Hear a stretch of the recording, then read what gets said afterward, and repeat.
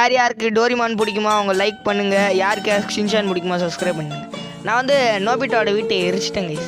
அவன் வந்து டோரிமான் வீட்டை போய் பார்த்தான். டோரிமான் ஹோட்டலில் இங்கே ஒரு ரூம் இருக்குது எடுத்துக்கோடான்ட்டான்.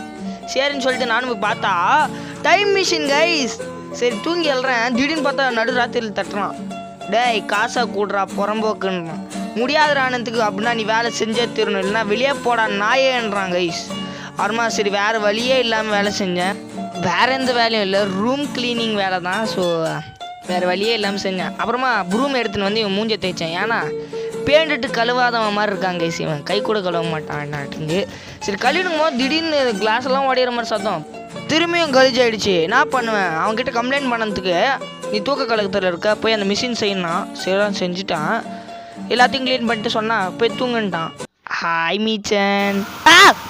ஐயா பேஜாரா இருக்கியா?